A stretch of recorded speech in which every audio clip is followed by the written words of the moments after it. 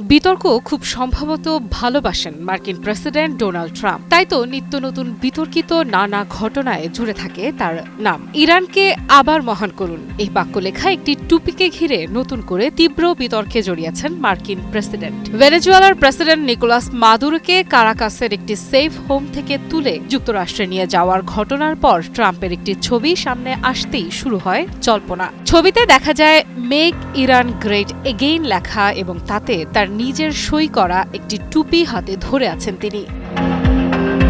এই ছবিটি প্রকাশ করেন ট্রাম্পের ঘনিষ্ঠ মিত্র ও উগ্রপন্থী পররাষ্ট্রনীতির সমর্থক মার্কিন সিনেটর লিন্ডসে গ্রাহাম। সামাজিক যোগাযোগ মাধ্যম এক্সে পোস্ট করা ছবির ক্যাপশনে গ্রাহাম লেখেন, ট্রাম্প যুক্তরাষ্ট্রকে বিশ্বের কাছে আরও শক্তিশালী করে তুলেছেন। একই সঙ্গে তিনি ইরানের জনগণের উদ্দেশ্যে বার্তা দিয়ে লেখেন, স্বৈরাচারের বিরুদ্ধে যারা লড়াই করছে, সৃষ্টিকর্তা যেন তাদের রক্ষা করেন।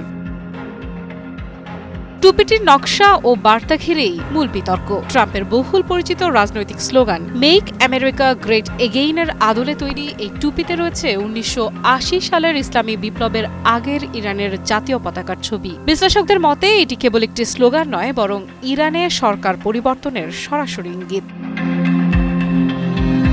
ছবিটি তোলা হয় গত রোববার রাতে। ফ্লোরিডা থেকে ওয়াশিংটনে ফেরার পথে প্রেসিডেন্টের নির্ধারিত বিমান এয়ারফোর্স ওয়ানে এই মুহূর্তটি ক্যামেরাবন্দী হয়। হোয়াইট হাউসের পক্ষ থেকে আনুষ্ঠানিক কোনো ব্যাখ্যা না এলেও ছবিটি দ্রুত ছড়িয়ে পড়ে এবং আন্তর্জাতিক অঙ্গনে আলোচনার ঝড় তোলে।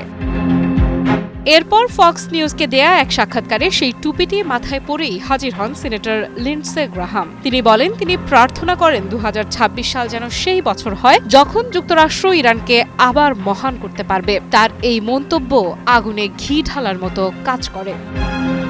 এর মধ্যেই ট্রাম্প নিজেও ইরানকে নিয়ে হুমকির সুর আরও চড়া করেন। রোববার তিনি প্রকাশ্যে বলেন, ইরানি নিরাপত্তা বাহিনী যদি বিক্ষোভকারীদের হত্যা শুরু করে তবে যুক্তরাষ্ট্র সামরিকভাবে হস্তক্ষেপ করবে। সাংবাদিকদের সামনে ট্রাম্প হুঁশিয়ারি দিয়ে বলেন, মানুষ হত্যা হলে ইরানকে খুব কঠিন আঘাত সহ্য করতে হবে। পটভূমিতে রয়েছে সাম্প্রতিক সামরিক সংঘাত। গত বছরের জুনে যুক্তরাষ্ট্র ও ইসরায়েল যৌথভাবে ইরানের ৩টি প্রধান পারমাণবিক স্থাপনায় হামলা চালায়। এর জবাবে ইরান কাতারের দোহার একটি মার্কিন বিমান ঘাঁটিতে ক্ষেপণাস্ত্র হামলা করে। পরে যুদ্ধবিরতি হলেও উত্তেজনা পুরোপুরি থামেনি। হিরন আরও মিনারেল ওয়াটার মাত্র ৫০ পয়সায় প্রতি লিটার।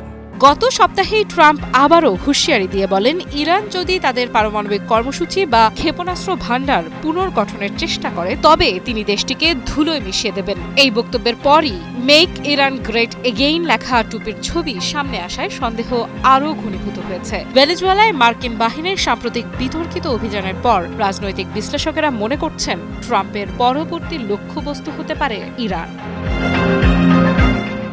আফ্রিদা ইফরা, নিউজ 24।